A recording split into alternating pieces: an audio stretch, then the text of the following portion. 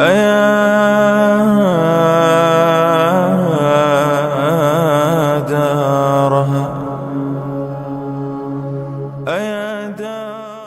من الشيطان الرجيم. بسم الله الرحمن الرحيم. إن الحمد لله نحمده ونستعينه ونستغفره ونعوذ بالله من شرور أنفسنا وسيئات أعمالنا. من يهده الله فلا مضل له ومن يضلل فلا هادي له، وأشهد أن لا إله إلا الله وحده لا شريك له، وأشهد أن محمدا عبده ورسوله أرسله الله بالحق بشيرا ونذيرا بين يدي الساعة، وأنزل التوراة والإنجيل من قبل هدى للناس وبينات من الهدى والفرقان. از الله متعال استدعا داریم که نیت‌های ما شما را در هر امر خیری از جمله جمع شدن در این مکان مقدس بر فهم دین الله متعال و کتاب الله متعال و شناخت بیشتر پیامبرش خالصانه بگردانه. در مورد غذا خوردن رسول الله صلی الله علیه و سلم هم صحابه چیزهایی را از پیامبر صلی الله علیه و سلم نقل کردن، از جمله عایشه رضی الله عنها همسر گرامی رسول الله صلی الله علیه و سلم. نکته مهم و اول چیز که رسول الله صلی الله علیه و سلم در استفاده از نعمتهای مشروع و حلال دنیوی یک انسان معتدل بودن، اعتدال داشتن. منظور از اعتدال در استفاده از نعمتهایی است که نه زیاد مشتاق بودن که همیشه از اینا استفاده بکنن و نه هم از جمع کسانی بودن که وقتی نعمت می بود خدا از اونا بی نیاز معرفی بکنن، مثل که یک دی مردم همین و ذهنیت داره، خصوصا یک از دوستای صوفی مزاج ما شما همین تا ذهنیت دارن که اگر نعمت هم باشه باز عدم استفاده از نعمت را نوع تدین فکر میکنن. این مطلوب نیست. به این تصور که گویا ما تارک دنیاییم به او خاطر متدین تر از دیگراییم و این را تحت عنوان غالباً به تعبیر ترک دنیا و اینا تعبیر میکنه. در شریعت اسلامی بر مبنای عملکردهای رسول الله صلی الله علیه و سلم ترک کردن نعمتهای مادی مشروع کدام پاداش خاص نداره که یک نفری این کار بکنه و توقعشی باشه که ما ثواب بیشتر ببریم، بلکه در شریعت چند مورد در این مورد به عنوان یک قید گذاشته شده و از زندگی عملی رسول الله صلی الله علیه و سلم هم ایره برای شما میآموزونه. ضوابطی که انسان در تعامل با نعمتهای مادی دنیوی مد نظر داشته باشه، اولش است که انسان در به دست آوردن اینها احکام شرعی را نقض نکنه. منظور از نقض نکنه یعنی ای که در به دست آوردن متاع دنیوی مرتکب حرام نشه، حق مردم را نخوره. گاهی وقتا ای تو یک راه باعث میشه انسان در حرام واقع شه، یا هم ای که آنچه را که شریعت ممنوع کرده استفاده از او را از اونها استفاده نکنه. در خوردنی ها هم شریعت بعضی از ضوابط داره، در نوشیدنی ها هم، در پوشیدنی ها هم. البته این نکته را هم در ذهنتان داشته باشین که الله تبارک و تعالی همه نعمتهای موجود در زمین را به خاطر استفاده بنده ها خلق کرده و علما با استدلال و این آیه قرآن کریم که هو الذی خلق لکم ما فی الارض جمیعا، استنباطشان است که استفاده از خوردنی ها و پوشیدنی ها و نوشیدنی ها و معاملات اصل حلال بودن در اینها است. یعنی هر نوع خوردنی حلال است، هر نوع پوشیدنی حلال است، هر نوع نوشیدنی حلال است، هر معامله حلال است. قاعده اصلی است مگر او موارد را که شریعت منع کرده باشه. در خوردنی ها هم شریعت چیزایی را منع کرده، اینا استثناءات است. قاعده اصلی چیست؟ قاعده اصلی حلال بودن است. به همین خاطر علما در این باب یک قاعده کلی را ذکر میکنن که هرگاه یک نفر یک خوردنی خاصه، یک نوشیدنی خاصه، یک پوشیدنی خاصه، یک معامله خاصه از معاملات دنیوی را، یک کار خاصه را، حتی یک رسم و رواج، یک عمل کرده، یک قول را، یک فعل به صورت کلی ممنوع میگه، ضرورتاً بر ممنوعیتش باید دلیل معتبر شرعی ارائه کنه که یا قرآن و حدیث باشه یا قواعد معتبر شرعی او معامله را، او خوردنی را، او نوشیدنی را، او پوشیدنی را، هر چیز دیگر را ممنوع کرده باشه. هرگاه در امی زمینه ها دلیل از قرآن و سنت و قواعد معتبر شرعی بر ممنوعیت یک معامله وجود نداشت، قاعده اصلی است که اینا همه چی هستن؟ حلال هستن. اما در زمینه عبادات قضیه معکوس است. علما در عبادات میگن اصل در عبادات ممنوع بودن است و حتی از علما این از خود ظاهر کلمه هم استقبال میکنن که لا اله، یعنی عبادت در اصل چی میشه؟ منتفی میشه، که هیچ عبادت وجود نداره، هیچ کس سزاوار عبادت است مگر الله و او عبادت باید برای الله صورت بگیره که خود الله در شریعت الله به طریقه پیامبرش گفته. دقت کردین؟ به این خاطر این شناخت این قاعده انسان در خیلی از زمینه ها کمک میکنه و خیلی از مسائل را که در جامعه ما مردم در قضاوت در مورد از اونها در خطا واقع شدن را حل میکنه، که انسانی قاعده را بفهمه که اصل در اشیا و در معاملات، وقتی میگیم اشیا شامل خوردنی ها، پوشیدنی ها، نوشیدنی ها و این مباحث میشه و معاملات، اصل در اینها مباح بودن است. و هرگاه کسی میگه نه فلانی خوردنی ممنوع است، باید دلیل بگه، فلانی نوشیدنی ممنوع است، باید دلیل بگه. اگر دلیل معتبر پیدا نشد خلاص به حالت اصلی خودش باقی میمونه. اما در عبادات قضیه معکوس است. اصل در عبادات ممنوع بودن است، یعنی عبادت چی ذات عبادت باشه چی طریقه عبادت باشه، اصل در هر دوش ممنوع بودن است، مگر اینکه یک کسی میگه فلانی عبادت درست است، هم اصل از او را ثابت بکنه و هم طریقه از او را باید ثابت بکنه. اصلش یعنی چی؟ مثلا من میگم نماز یک عبادت است، خب باید دلیل معتبر شرعی بگم، قرآن میگه اقیم الصلاة. طریقش هم باید با دلیل ثابت بکنم. رسول الله صلی الله خودش نماز میخونه، میگه کما رایتمونی یصلی، من میگم در نماز استاد میشم، دست خدا بلند میکنم، فلان سوره رو میخونم، فلان کلمه رو میگم، در رکوع تو میکنم. به این حالت کل از اینا باید دلیل داشته باشه، همش جزئیات و کلیاتش. دقت کردین؟ گپ دقیق بفهمین. در امور عبادات اصل عبادت هم باید با دلیل ثابت باشه، طریقش هم باید با دلیل ثابت باشه، در امور جزئی و در امور کلی. همین که مثلا ما شما در نماز پای خدا راست بگیریم یا کج بگیریم، یک امر ظاهرا به نظر یک نفر شاید یک امر جزئی بیه، امی هم باید با دلیل چی ثابت باشه؟ با دلیل معتبر شرعی ثابت باشه.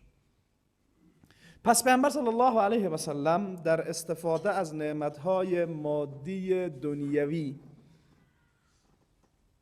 به اصطلاح استفاده میکردن از اونها، اما ای که زیاد مشتاقشان باشن مثل انسان‌های امروزی واره که هم غمشان هم باشه که یک خانه که بسیار لوکس و منظم داشته باشم، یک خوردنی های بسیار منظم داشته باشم، منظم فرش و ظرف بسیار لوکس و دسکو باشه. بله این رقم نبودن.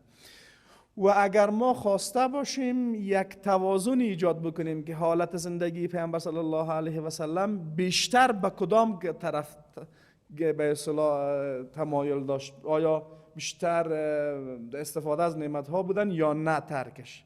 ما اگر خطا نکرده باشم رسول الله صلی الله علیه و سلم موارد زیاد زهد اختیار میکردن. زهد یعنی بی‌نیازی، او هم به خاطر یک ضرورت معتبر شرعی. او ضرورت معتبر شرعی دعی بود. به می خاطر گاه وقتا خانمای رسول الله صلی الله علیه و سلم از وضعیت زندگی مادی پیامبر شکایت داشتن. این به خاطر زهد رسول الله صلی الله علیه و سلم بود. و رسول الله صلی الله علیه و سلم باید زهد اختیار میکرد. اگر زهد اختیار نمیکرد، خب مثلا که آل ما شما با وجود اتباع از پیامبر صلی الله علیه و سلم با او درجه زهد از پیامبر، باز ما ببینیم چقدر ما دیگراتر شدیم. اگر پیامبر زهدش زیاد نمی بود، باز دیگه بهانه ما بیخی برای ما دیگرایی چی میشد؟ بیخی بالا میرفت دیگه که نه خب پیامبر هم تکده، نه خب پیامبر. دقت کردین؟ یعنی با وجود این زهد ما یه حالت داریم. و اما ای که استفاده از اینها عملا میبود پیامبر صلی الله علیه و سلم. یک نکته دیگه هم ضرورت است بفهمید در باب خوردنی ها. ایتون یک دیگه مردم تصور میکنن که مثلا یک غذای خاصی را خوش آدم نیاید اگر نخوره، ای میگن کبر است. معمولا هم تعبیر میکنن این کبر نیست. یا مثلا یک نفر به یک غذای خوب دیگه اشتیاق داشته باشه، این را فکر میکنن که آدم بد است، مثلا آدم این را نمی مادیگرایی مردم تلقی میکنه. این هم مشکل نداره. رسول الله صلی الله علیه و سلم بعضی غذاها را میپسندیدن و صحابه هم وقتی میفهمیدن پیامبر این غذا را دوست داره، همون غذا را براش بیشتر آماده میکردن، به مهمونی که بر پیامبر مثلا مد نظر میگرفتن. و رسول الله صلی الله علیه و سلم خوب از استفاده میکرد، خوبم میخورد. و اگر نمیبودم خلاص اینطور به اصطلاح چرتش خراب نبود، عامتر تعبیر کرده باشیم. و ای که یک نفری از یک غذای خاص حلاله دوری بکنه از باب از این که اگه حلال هم است من دیگه این قاعده متقیسم که این از این نمیخورم.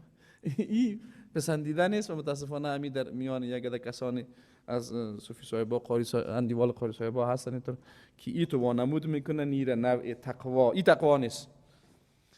چرا پیامبر صلی الله علیه و سلم خود رسول الله صلی الله علیه و سلم بعضی غذاها را زیاد میپسندیدن. مثلا کباب و گوسفند خیلی خوش داشتن، خصوصا دست گوسفند. او چون زود پخته میشه و خیلی نرم هم است خیلی و بسیاری وقتا صحابه که بر پیامبر صلی الله علیه و سلم آماده میکرد کش میکرد امیر آماده یا رسول الله صلی الله علیه و سلم کدو را دوست داشت. دقت کردین طبیعت انسانیش همین رقم بود. یا پیامبر صلی الله علیه و سلم عربا ترید میگن ما شما ترکدگی برش میگن نه شوروا را که تر میکنن خوب یک مزه خاص این پیامبر صلی الله علیه و سلم دوست داشت. صحابه گاه اسباب محبت زیاد با رسول الله صلی الله علیه و سلم غذاهایی را که پیامبر دوست می‌داشت اونا هم دوست می‌داشتن. انس ابن مالک رضی الله عنه که خادم رسول الله صلی الله علیه و سلم بوده و 10 سال با پیامبر صلی الله علیه و سلم بوده، او این مباحث الحمدلله خانم‌های پیامبر صلی این مسائل خوبتر می‌فهمیدن. میگه رسول الله صلی الله علیه و سلم کدو را دوست داشت. ما یک بار غذا میگه می‌خوردیم پیامبر صلی دیدم که پیامبر صلی جایی که کدو باشه او را بیشتر می‌خورم. میگه ما بعد از او دیگه وقتی فهمیدیم پیامبر کدو را دوست داره ما هم دوست داشتیم. این گپ از باب محبت است اما حکم شرعی نیست. میشه یک نفر کدو را دوست نداشته باشه اینا نمیشه ما میگیم گناهکار شده. دقت کردین این حکم شرعی نیست، یک امر طبیعی است. دقت کردین یک امر طبیعی است. مثلا یک نفر ممکن گوشت دوست نداشته باشه، خب ما او رو ملامت کردن نمیتونیم پیامبر گوشت دوست داشت تو گوشت دوست نداری. این ربط به احکام شرعی نداره که بسیاری ها متاسفانه در همین باب در خطا واقع هستند. اما خود پیامبر مثلا بعضی غذاها را دوست نداشت. مثلا پیامبر سرکه را زیاد دوست داشت، کدو را دوست داشت، گوشت گوسفند را دوست داشت. طبیعی است. و اگر پیامبر مثلا یک غذا را دوست نمی داشت یک ادب مهمه که گاه وقتا ما کمتر او را رعایت میکنیم این بود که رسول الله غذا را بد نمیگفت. دقت کردین اگر دوست نمی داشت نمیخورد اما بد نمیگفت، مثل که ما شما عادت کردیم نه. و رسول الله صلی الله علیه و سلم بعضی از آداب دیگر هم بر ما شما در باب غذا خوردن هم تعلیم داده، عملا هم رعایت میکنه. اولی که انسان باید در غذا بسم الله بگه، گفتن بسم الله، اما بسم الله خلاص. بعضی ها در امی باب رعایت سنت های شرعی یک عده مردم بیجا تکلف میکنن. مثلا اما قبرش بگی سنتی است که در غذا خوردن تنها بسم الله بگی، میگه بسم الله الرحمن الرحیم، چی مشکل داره؟ خب پیامبر نگفته خلاص. امی زمینه که ما مکلف به اعتبار پیامبر این باز بیجا چی میکنن و صحابه هم تو جدی بودن در این قضیه. مثلا رسول الله صلی الله علیه و آله وقتی عطسه میزد میگفت الحمدلله. پیش عبدالله بن مسعود یا کدام صحابی دیگه کسی عطسه زد گفت الحمدلله و صلوات علی رسول الله. گفتی دیگه از کجا گفتی؟ با که دیگه همین این کار خوبی است. بله کار خوبی است، پیامبر نگفت خلاص. دقت کردین اینی قاعده خیلی دقیق است، باید پیشتان بگیرین. ما نمیگیم که صلوات علی رسول الله گفتن کار خوبی نیست، دقیقاً کار خوبی است، اما این که تو ایره در یک جای خاصی که پیامبر نگفته میگی و میچسبونی اینی باز درست نیست. امی به اصطلاح خلاف سنت میشه. دقت کردین عبدالله مسعود بسیار جدی میشه برش میگه این کلمه دیگه از کجا گفتی تو؟ دین که نامد دیگه از خود اضافه نه که این به این معنی نیست که درود گفتن با پیامبر خوب نیست. قطعا یک امر حکم شرعی ثابت است. در روزای جمعه هر قدر میتونن بگین، در غیر روز جمعه بگین، اما این که تو یک امر خاصی یک طریقی خاصی برش میدی اینی کار دقیقی نیست. نه مثلا در مورد بسم الله امطور آمده فقط گفتی بسم الله خلاص، بسم الله بگو. در وضو هم میرقم فقط بسم الله آمده، بسم الله الرحمن الرحیم نامده، امطور بگین خلاص. و اگر رسول الله میگه احیانا اگر کسی در حین غذا خوردن فراموش میشه، بعد هر وقتی که یادش اومد بگه بسم الله اوله و آخر، بسم الله در اولش هم در آخرش. مثلا میگه به خاطر که هم برکت غذا میره، جنیات با تو شریک میشن میخورن غذای تو میخورن.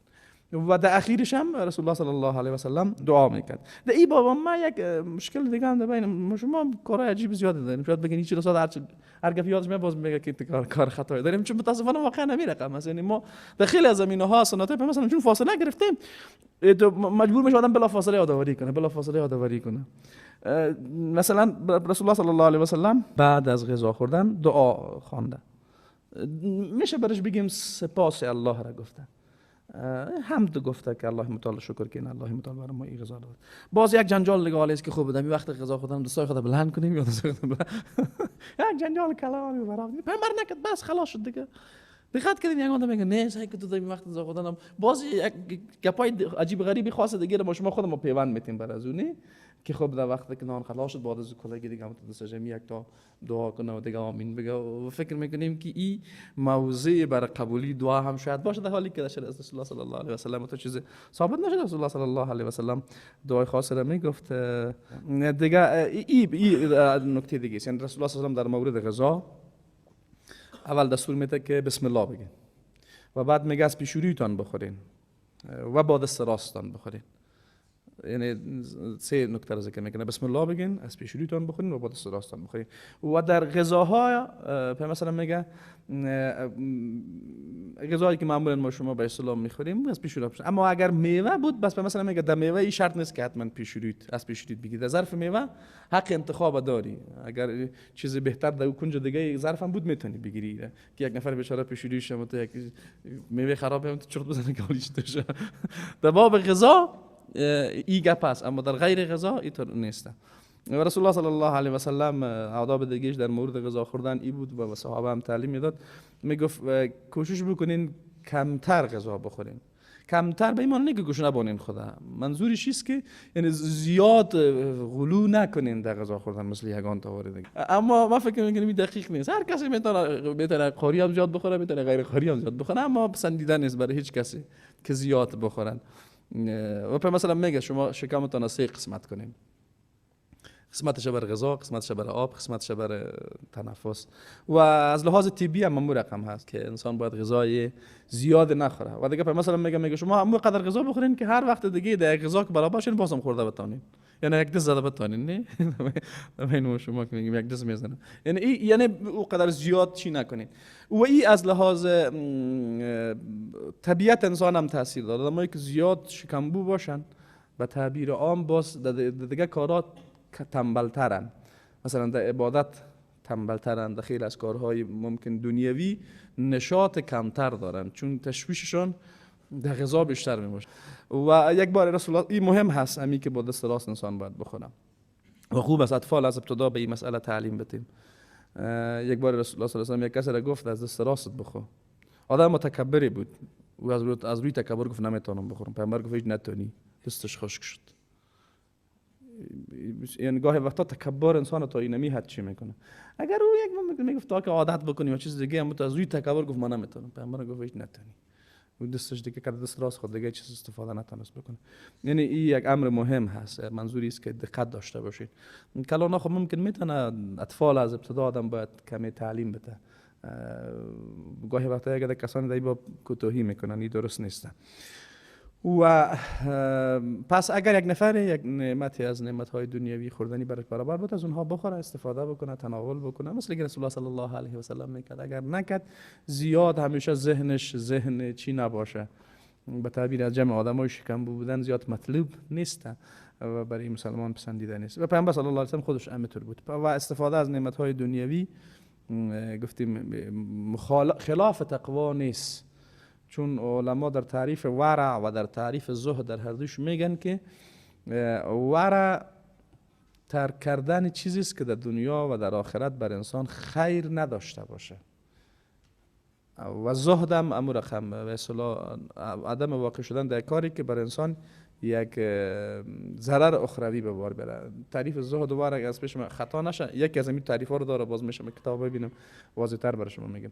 این پیامبر صلی الله علیه و هم زهد داشت هم ورع داشت، اما استفاده از نعمت مشروع دنیوی خلاف هیچ کدام از اینها نیست. و در روز قبلی هم گفتیم اگر یک نفر را الله متعال نعمت بیشتری هم داده بود، البته طبعا از طریق مشروع، بعد ای که در ظاهرش این نعمت های مادی دیده شوه، این را الله میپسنده. این را الله چی داره؟ دوست داره. ان الله یحب ان یرى اثر النعمت علی عبده. الله دوست داره که آثار نعمت را در بندی خودش ببینه و به میخاطر پیامبر صلی الله علیه و سلم این کار میکرد. و ای که زهد رسول الله صلی الله علیه و سلم بیشتر بود، دلیلش هم است که بار ازواج رسول الله صلی الله علیه و سلم از وضعیت اقتصادی خانه پیامبر صلی الله علیه و سلم شکایت کردن. رسول الله صلی الله علیه و سلم ناراحت شد.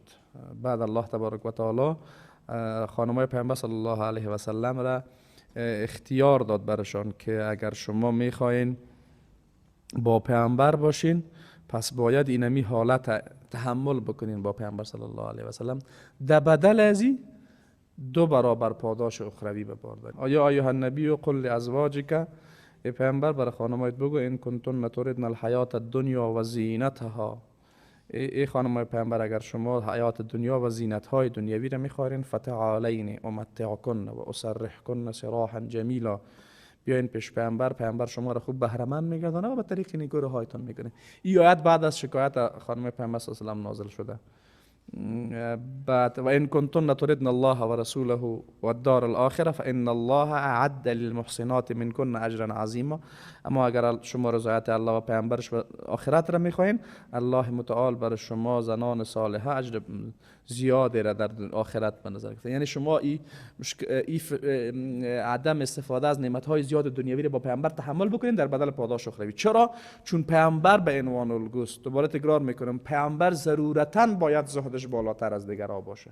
به خاطر چند گپ اول، گاهی وقتا میتونه به اصطلاح استفاده از نعمت‌های دنیوی باعث اعتراض غیر مسلمان ها شود. مثل که گاهی وقتا یک عده کسایی میگن پیامبر فلان چیزا میخواست، فلان چیزا میخواد، اگه مثلا برای خودت آرگاه و بارگاه جور میگه تو خلاص دیگه اونا بیخی گپشان جور میگه. یک نکته دیگه ای که چون پیامبر الگوست و طبیعت انسان ها به گونه است که غالبا طبیعت انسان ها به گونه است که تمایلشون به طرف مادیات چیست؟ مادیات بیشتر است. اگر پیامبر کسی که به عنوان الگو هم است یک کمی تمایلش طرفدار باشه، باز دیگه این مردم مثل امو شعر فارسی واره نمیگه اگر از باغ رعیت ملک خورد سیبی برآورن غلامان و درخت از بیخ. اگر یک نفری که کلان بود یک تا کار خورد درک کرد، باز دیگه مردم از بیخ درخت میکنن. از این باب هست. و اما این که رسول الله صلی الله علیه و سلم تا او حدی که از نعمت‌های دنیوی استفاده نکنه قطعا این رقم نبوده. و دلیل واضحش همون حدیث است که شما بارها شنیدین که 3 نفر آمدن خانه پیامبر صلی الله علیه و سلم و از عبادت پیامبر پرسیدن و بعد اونها یکیش چی گفت؟ گفت من همیشه نماز میخونم، هیچ استراحت نمیکنم، دیگه من همه روزا میگیرم، افطار نمیکنم، دیگه بعضا ازدواج میکنم. پیامبر بسیار بر خود تند کرد. گفت ما قسم به الله با تقواتر از همه شما هم هستم و عالمتر از همه شما هم هستم، هم قسمت‌های از شب استراحت میکنم، هم روزه نماز میخونم، بعضی از روزا میگیرم، بعضی وقت‌ها افطار میکنم و با زن‌ها ازدواج میکنم. بعد میگه فمن رغب عن سنتی فلیس منی. پس پیامبر صلی الله علیه و سلم بهترین الگوی از حفظ تعادل در استفاده از نعمت‌های مادی و معنوی برای یک انسان مسلمان، بهترین الگوی. و هرگاه کسی امین قاعده را نقض بکنه، بله در استفاده از نعمت‌های دنیوی یا در افراط واقع میشه یا در تفریط واقع میشه.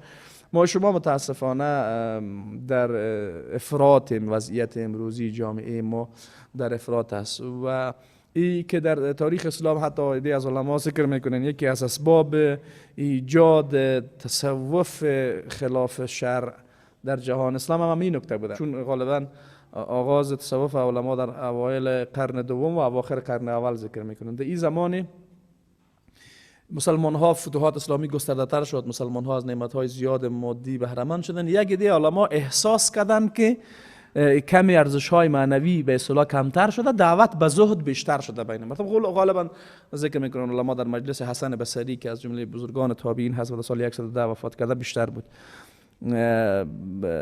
این حالت بیشتر شد، اما دعوت از اونها بر زهد و به اصطلاح یاد آخرت به حد زیاد شد که باز خودشان چی کردن؟ خودشان در ترک دنیا باز غلو کردن، در حالی که یک اعتدال باید باشه. یک استاد ما یک مثال خیلی خوبی میداد در این باب. میگه شما یک نفر رو میبینین سر بام است و این طرف آمده رئیس نزدیک است که بفته، شما بر از اون میگین که برو پیشتر برو پیشتر برو. خوب تا یک حدی که پیشتر رفت باید استاد شوه که نفته، شما میگین برو تا که از طرف میندازنش خراب، از اون طرف پا مفت. یا یک دیگه کسا یا این طرف دیوار رفتن یا یک دیگه کسا از اون طرف دیوار رفتن.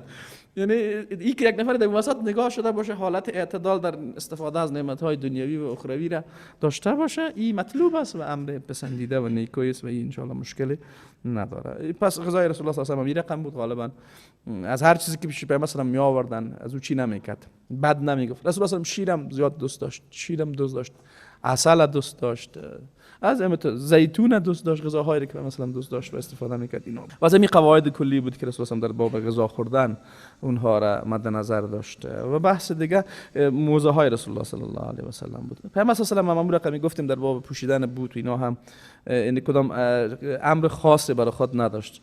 نجاشی برای پیامبر یک جفت موزه که به رنگ سیاه بود هدیه کرده بود رسول الله صلی الله علیه و سلم او را میپوشید و بعد سر از اونها مسح هم میکرد. در باب مسح هم گپایی هست. گپش است که هرگاه یک کس موزه کلان داره بجلک پاش میپوشانه و تو وقتی با وضو را پوشیده باشه طبعا میتونه بالای از اون مسح بکنه. اما اگر او قدر مثل به تعبیر علما فقها سخینه نباشه و زیاد دبل نباشه اینا آیا میشه یا نمیشه؟ احناف میگن نمیشه، از باب احتیاط میگن، اما دیگه علما میگن میشه، حتی بالای جرابم. والله اعلم رای راجی است که مثلا بالای جرابم مسح کردن، صحابه مسح کردن، میشه بالای جراب. البته او تو جرابم نه که یک دو دانه انگشت تو برآمده باشه تو پیش واسه تو میگی خود جراب است. جرابی که حداقل کامل باشه، پوشیده باشه، در او هم مسح ان شاء الله ممانعتی نداره، خصوصا وقتی آدم در تکلف میفته. یعنی مثلا دعوای سرد است، خیلی ها ممکن به خاطر همین ششتن پا یک آدم تنبلی زیادتر میگیره، نه به خاطر همین نشتن پا نماز میخوانه. باز او حالت که مشکل نداره که در چی هم برای آدمی که مسافر باشه تا 3 روز میتونه مسح بکنه، برای آدمی که مقیم است 1 روز میتونه مسح بکنه و این ان شاء الله مشکل نداره. اگر از او چی میگن موسی میگن، موسی از او باشه خب بخی مشکل نداره. گاهی وقتا پیامبر صلی الله علیه و سلم چبلیهاش مثل چبلیهای رسول الله 1/60 ما شما میگم نه، او قسمی بود، غالبا از اونها هم میپوشید. نعل به زبان عربی برش نعل میگن و بعض علما میگن که 2 دانه بند داشته. یعنی هدفی است که مثلا آدم در باب استفاده از پوشیدنی مثل بوت و چبلی اینا به تکلف بودم و چیزایی را میپوشید که مردم معمولا میپوشیدن. و انس رضی الله عنه بعدی را پیش خود نگاه کرده بود نعل پیامبر صلی الله علیه و سلم. بار یک صحابی میگه از جیب خود کشید گفت این نعل پیامبر صلی الله علیه و سلم است. در این باب هم یک نکته مهم ضرورت است بفهمین. وسایل رسول الله صلی الله علیه و سلم صحابه بهش بله اهتمام میکردن. غذایی را که رسول الله صلی الله علیه و سلم استفاده کرده بود، جای خواب پیامبر صلی الله علیه و سلم، بوت‌های پیامبر صلی الله علیه و سلم اونها. اما هیچ چیزی از اونها با سند صحیح ثابت نیست که تا حال مانده باشه پیش هیچ کسی.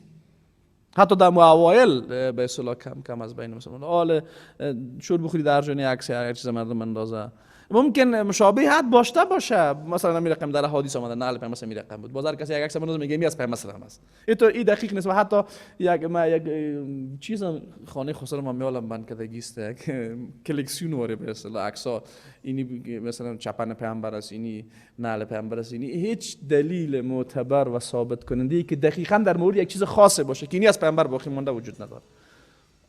دقت کردین؟ و اگر می بود بله به او آدم میتونست به اصطلاح تبرک بجویه. در بین صحابه شده بود تو مواردی که با مثلا یک کسی مریض می بود میآمد با ظرف غذای رسول الله صلی الله علیه و سلم چی میخورد؟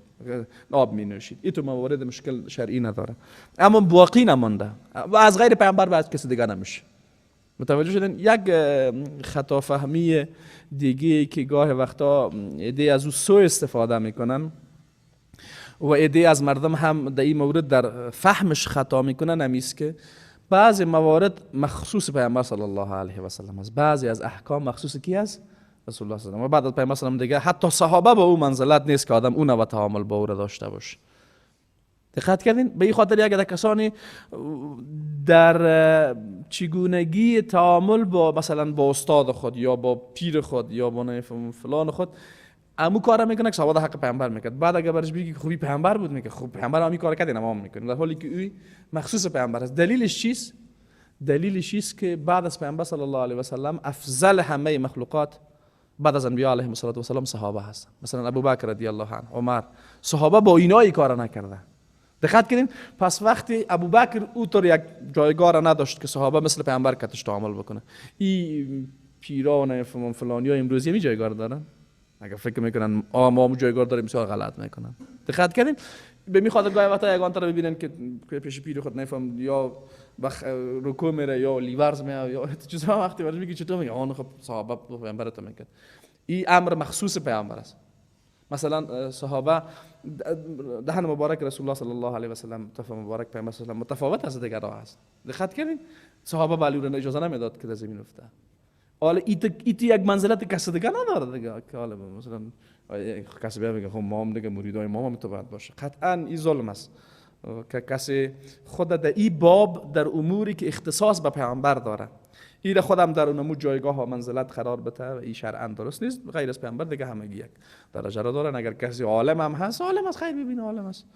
حالا دلیل نمیشه که ما پیش از خود خم جمع کنیم دیگه. متوجه شدین؟ اگه کسی بیخی پیر و کسی هم باشه خیر ببینه دیگه. اگر به طریق سنت مردم دعوت به طرف خیر و خوبی میده، الله برش پاداش بده. اگر نمیده، خود از کسی است که گاه وقتا انسان ها رو به طرف گمراهی میبره و متاسفانه معمول است. جامعه ما خود ندیدیم با این میری سفیدی خود که کسی از این مردم مطابق سنت دعوت کرده باشه، مطابق سنت مردم به طرف عبادت الله دعوت بکنه و باز برای خود جایگاه چی را برای خود قائل میشن، خلاف شریعت الهی است. و دیگه رسول الله صلی الله علیه و سلم انگشتر هم داشت، مثلا انگشتر هم میپوشید، خصوصا وقتی که بعد از صلح حدیبیه پیامبر صلی الله علیه و نامه روان کرد به بزرگان دنیا، برای امپراتوری فارس، برای امپراتوری روم، برای پادشاه مصر، برای نجاشی و برای خیلی ها. بعد صحابه برای پیامبر صلی الله علیه و گفتن که یا رسول الله، عجم ها نامه‌ای را که تاپه نداشته باشه را نمیخوانه، مثل آل واره نه، یک مکتوبی که اصلا چی نداشته باشه، مهر امضا نداشته باشه اعتبار نداره. بعد پیامبر صلی الله علیه و دستور داد که برش چی جور شد، انگشتر جور شده و پیامبر صلی الله علیه و او نوشته کرد محمد رسول الله، یعنی از پایین به بالا خوانده میشد محمد رسول الله. از اون میگن از بالا به پایین است، اما دقیق ترش است والله اعلم که از بالا به پایین بود و رسول الله صلی الله علیه و از باب احترام اسم الله اطور کرده. دقت کردین؟ یعنی اسم الله متعال بالاتر از خودش آورده، بعد از اسم رسول، بعد اسم خدا محمد، ای از باب تواضع رسول الله صلی الله علیه و آله. در حالی که یک خط هم بود مشکل نداشت. دقت کردین؟ یعنی پیامبر حتی در این موارد ظرافت ها را مد نظر داشت و بعد مثلا می بود غالبا برای تاپه کردن استفاده میشه. از اینجا یک حکم دیگه هم فهمیده میشه که در شکلیات امور اداری و سیاسی و اقتصادی رعایت کردن قواعد عام در بین مردم مشکل نداره. متوجه شدین؟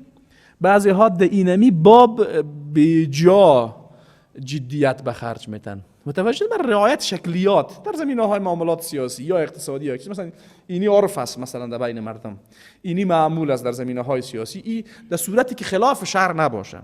اگه خلاف شرع بود بله مشکل نیست که ملزم نیستیم رو رعایت کنیم، رعایت کردنش ناجایز است. مثلا که اعلی عرف دیپلماتیک چیست؟ یک کسی به عنوان رئیس جمهور جای میره حتما زن خود در پالی خودم داشته باشه، بازی زنش کرد از السلام علیکم.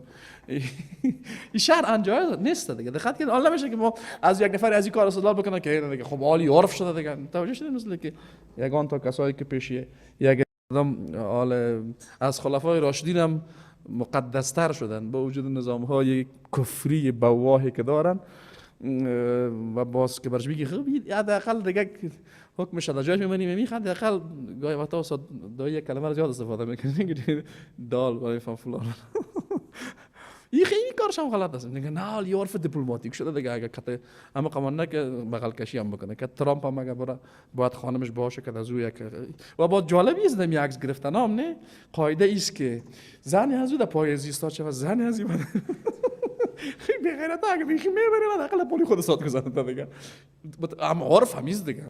هر قاعده معمول در جامعه در زمینه‌های مختلفی که خلاف شریعت نباشه رعایت کردن از اون ممانعتی نداره. که خلاف شریعت بود بله رعایت نمیشه. گفتم من میخواد صحابه و پیامبر میگن علی که مثلا توبه بکنی کدام کار خلاف شریعت نیست دیگه. و اگه پیامبر توبه نمیکرد نامی از رسول الله مردم اعتبار نمیدادن به عنوان یک سند معتبر. میخواد رسول الله صلی الله علیه و دستور داد که برش انگشتر جور شد و انگشتر و چون ایده دست رسول الله صلی الله علیه و سلم بود مثلا وقتی به ظرف ضرورت میرفت از دست خود دور میکرد. این نکته رو مد نظر داشته باشید. اگه جوان‌ها زیاد علاقه‌مند هستن امور رقم انگشتر جور میکنن. البته مثلا در عمو وقت من کرده بود. این من به عمو زمان است. چرا؟ چون به اصطلاح یک تاپی رسمی بود دیگه. دقت کنید مثل گال یک نفر حق نداره مثلا من اگه برای خود یک تاپه جور بکنم قاضی برام جور بکنه که بگید استاد جور کردم من جور میکنم. توجه شدید؟ در اون زمان پیامبر صلی الله علیه و آله میره من کرده بود. چرا من کرده بود؟ به دلیل از اینکه تاپی رسمی پیامبر بود دیگه. حق نداره میگم پیش باشه تاپ کرده تاپا بکنه. اما عالم ممانعتی وجود نداره. شناخت اینی موارد هم خیلی مهم است. خب شناخت این موارد هم خیلی مهم است. یک عده از مردم چیزی را که پیامبر صلی الله علیه و سلم در یک حالت خاصی به خاطر یک علت خاص من کرده این عمومیت میتن.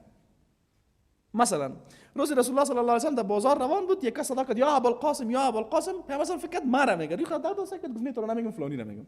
بعد پیامبر گفت با کنیه من کنیه تو نگذاری. آل اینی گپ دلیل بر ممنوعیت عمومی نیست که مثلا نام الله متعال بر شیخ نوید بچه بتا نام بچه خدا بان قاسم، باز ای بگه که ما اگر نام خدا ابوالقاسم بانم ممنوع چون پیامبر من کردن. نه، این در امو زمان به خاطر بود که مثلا صدا کرده میشد. دقت کنید، به خاطر که چی نه مثلا اشتباه نه تو گپ شد. الان مثلا من ساختن انگشتر من کرده، اگه میگم امنوالم ممنوع، چرا ممنوع؟ خب پیامبر من کرده. نه، پیامبر به خاطر چی بود؟ به خاطر ای بود که او یک مهر رسمی بود. بله، مهر رسمی عالم مگر یک دفعه مهر رسمی داشته باشه برای کس دیگه درست نیست که جور بکنه. دقت کردید؟ خب این از کجا فهمیده شود و در کدام موارد است؟ این هم مهم هست. خب شناخت احکام و استدلال به احکام خیلی قواعد دقیق داره. در او زمینه های ما شما میتونیم این تو استدلال بکنیم از یک عمل کرده پیامبر که علتش قابل فهم باشه از لحاظ عقلی. علتش قابل فهم باشه از لحاظ عقلی یعنی چی؟ یعنی در زمینه های عبادی بازی را تطبیق دادن نمیتونیم. دقت کردین چرا؟ به خاطر که علما میگن احکام شرعی بعضی هاش معقول المعنا هست و بعضی هاش بالاتر از درک مفهومش توسط عقل. معقول المعنا بودنش دیگه خلاف عقل است. نه، یعنی علت یک حکم توسط عقل درک میشه و این در کدام زمینه هاست؟ در زمینه های معاملات اقتصادی، خانوادگی، خوردن و این مباحث.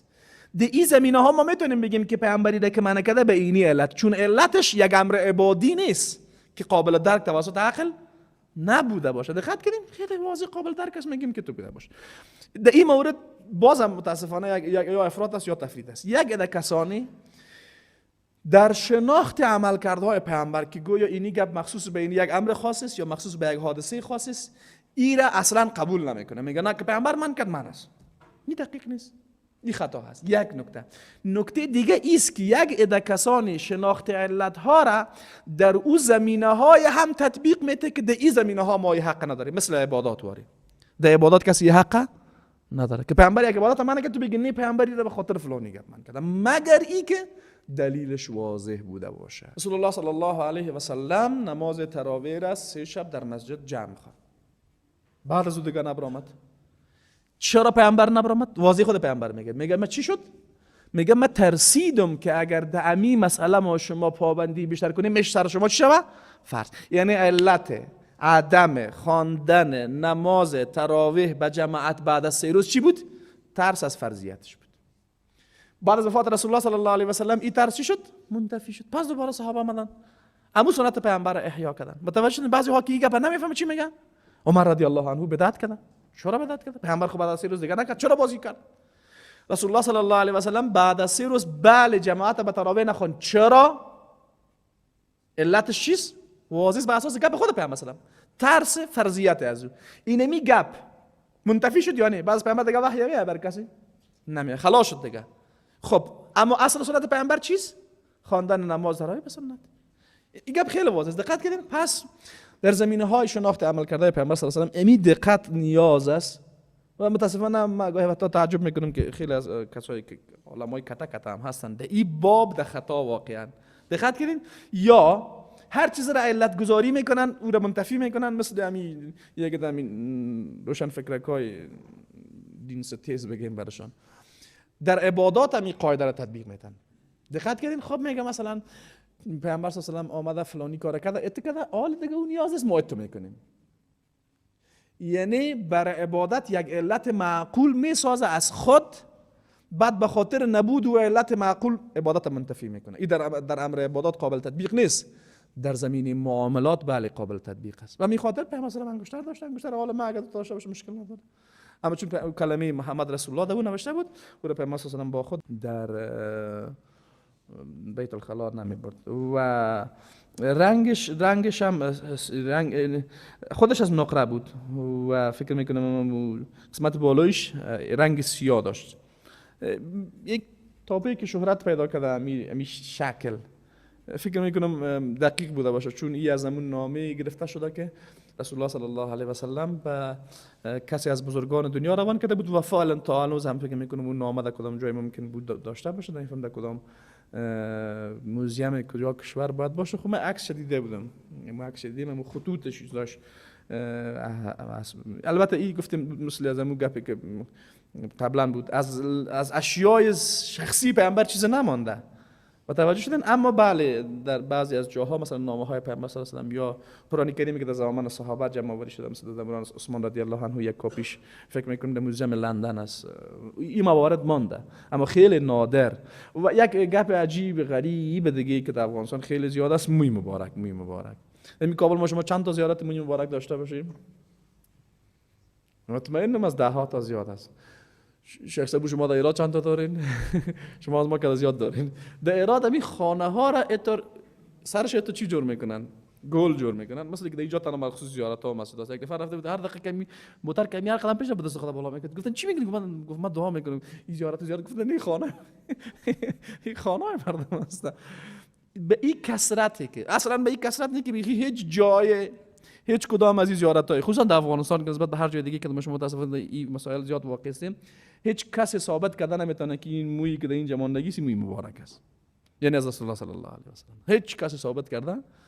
باز نگهداری بعضی چیزای دیگه حداقل آسان است، نه از موی خیلی سخت است دیگه. جالب هم نیست نه کار دیگه چیزاش نیست، همین خود حداقل میگفتن بوت مثلا در مورد خرقه مبارک هم بعضی گپای هست من مطمئن نیستم که حقیقتا بعضی میگن که از لحاظ تاریخی ثابت است. والله اعلم، ما خودم تحقیق ندارم، نه نفیش میکنیم نه اثباتش میکنیم، اما بعید است بر مبنای فضای عمومی بعید میدانیم که چیز از رسول الله صلی الله علیه و سلم ثابت بوده باشه. اما قطعا موی خو نیست و نه تنهایی که نیست، به این کثرت بیخی نیست. دلتان جمع بگیرین، فهمیدین که به این کثرت که در هر کوچه و پس کوچه کابل و هرات قندار و مزار موی مبارک است، موی مثلا قطعا نیست چیزی. اما اگر می بود بله یک چیز میشد به عنوان تبرک آدم پیش خود نگاهش بکنه، نه که از زیارت جور کنه باز برده از گردک در بخوره باز. فرض بکنیم اگر می بود بیخی، اگر می بود متوجه شدیم جور کردن زیارت توسط از اون ناجایز بود و بازش انجام خرافات و بدعت‌ها و شرکیات چیزا. باز خصوصا در روزهای دهم محرم ما در اول که کابل آمده بودیم، خانه مادامی خلیفت الله بود اونجا، کوچه مادامی کوچه می مبارک بود، یعنی کوچه ما با نام می مبارک یاد نشد. باز هر سال در دهم محرم ما میرفتیم در اونجا، باز صوفی صاحب ما میمدن دیگه ذکر میکردن و باز یک دیو خاص مراسم پترس که اون موی میکشیدن و باز یادم زدنک می بود که ما چند سال موجی بودیم من دیدم چون خورترک بودم هر کوشش میکنیم بریم ببینیم که موی چیز نمیتونیم در زدنک ما بیچاره کس نمیمونده اونجا. اما قطعا تو چیز از پیامبر صلی الله علیه و ثابت نیست. گفتم اگر می بود بله می بود به عنوان یک امر تبرک به شما نگاه میکرد، اما این که از زیارت جور کنه و رقمی گده و دیار دو بندازه بازم شرعاً درست نیست. بعدمی انگشتر رسول الله صلی الله علیه و سلم پیش ابوبکر بود، بعد پیش عمر رضی الله عنه، از پیش عثمان رضی الله عنه در یک چاه افتید. انگشتر رسول الله صلی الله علیه و سلم از پیش عثمان رضی الله عنه در یک چاه افتید. بعد دیگه صحابه در مورد از او چیز نقل نکردن، همین آخرش میس که در چاه افتید و رسول الله صلی الله علیه و سلم غالبا در دست راست خود میکدیره، در دست راستش میکرد انگشتر خدا.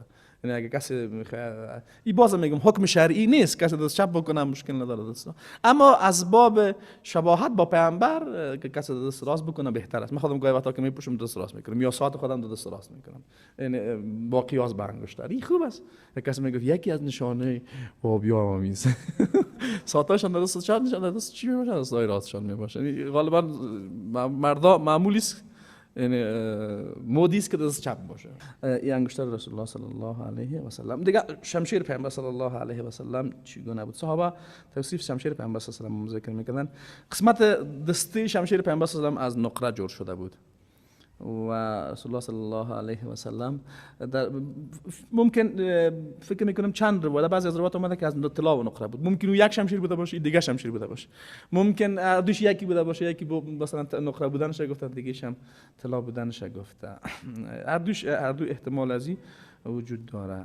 و شمشیر حنیفی بود، یعنی شمشیری که قبیله بنی حنیفه جور میکردن. و دیگه از زری رسول الله صلی الله علیه و سلم، رسول الله صلی الله علیه و سلم در جنگ زره داشت و استفاده از زره. این جمع یک قواعد مهم دیگه نیاز است به شناخت. این یک باب به اصطلاح چی داره؟ شناخت احکام در این باب مهم هست. او است که استفاده از وسایل در زمینه‌های جهاد چی باید شود. این احکام مشخص خود داره. مثلا مثلا از شمشیر و از زره استفاده میکرد، در کجا چطور باید شود. در این با غلط فهمی های زیاده شده، افراط و تفرید های زیاده شده و متاسفانه خیلی ها نفهمیدن دقیق خیلی از مسائل تکتیک های جنگی پیامبر و به تعبیر نتانستن تفکیک بکنن بین یک تکتیک جنگی تا یک حکم اعتقادی و شرعی. مثل که یه چیزی، یک گپ بسیار زیبایی را میگه، روز یک نکته کوتاهی ازش شنیدم، الله متعالی زادش بکنه بخیر، شیخ عبدالعزیز طریفی را. او میگه مفهوم ولاء یک مسئله هست، استفاده از تکنیک های جنگی در میدان مبارزه دیگه مسئله هست. خیلی ها همین مسئله را نمیفهمن. مثلا رسول الله صلی الله علیه و سلم با مشرکین تعهد صلح بسته کردن، هم پیمان شد از لحاظ نظامی. متوجه شدین؟ حالا یک از اندیوالای ماست که یک نفر بر مبنای ضوابط شرعی هم با یک کافر، خو خیر یک مسلمانی که کتش مخالف است، پیمان نظامی واسه کنه میره کافر میکشه، برو بخیر. متوجه هستین این قضیه را؟ اصطلاحشون چیست؟ آیات ولاء برا. در حالی که تو نیست. خوب دقت کنین، رسول الله صلی الله علیه و سلم با کافر پیمان نظامی بسته کرده. با کافر که حربی بوده، بعد از بستن پیمان چی میشه؟ معاهد میشه. پس بستن پیمان نظامی در تضاد با مفهوم ولاء برا نیست.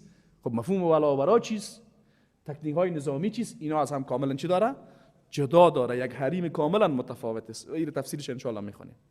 خطا فهمیده چیست؟ خطا فهمیده است که یک نفر با یک کافر خو خیر، با یک مسلمانی یا یک کسی که حداقل نامش مسلمان است و ممکن در خطاها و اشتباهات زیاد باشه، حتی اهل بدعت، یعنی با کافر میتونیم پیمان نظامی داشته باشیم، با اهل بدعت به طریق اولا میتونیم، با یک مسلمان خبیخی به طریق اولا میتونیم. حالا یک از کسانی که با یک جریان اسلامی مخالف بود، پیمان نظامی با جریان مسلمان اسلامی رو چی معرفی میکنه؟ کافر معرفی میکنه.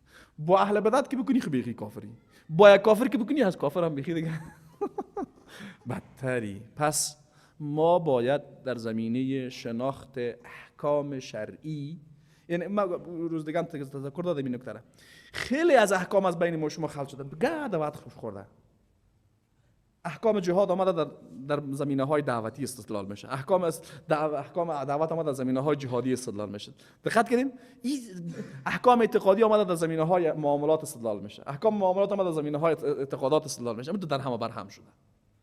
این به این خاطر شده که این تو یک غلط فهمی های بسیار عمیق و ریشه‌ای صورت گرفته و خصوصا در بین او جوانایی که مثل ما وار خطاین به صدور حکم بدون پختگی علمی. یه دیگه اما اون که کار دیدی کافر شدن، چی شده آدم؟ مرتدین. آسان ترین نامی که استفاده میکنن مرتدین.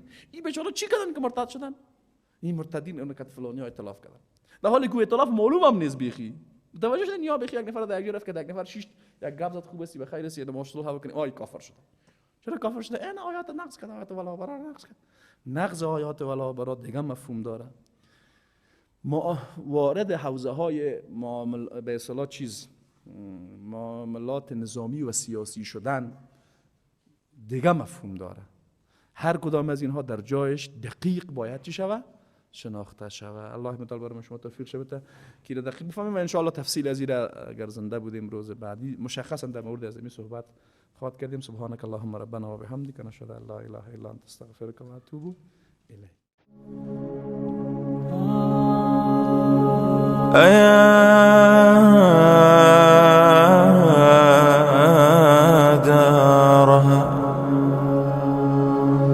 أيا دارها حييت دارا ومن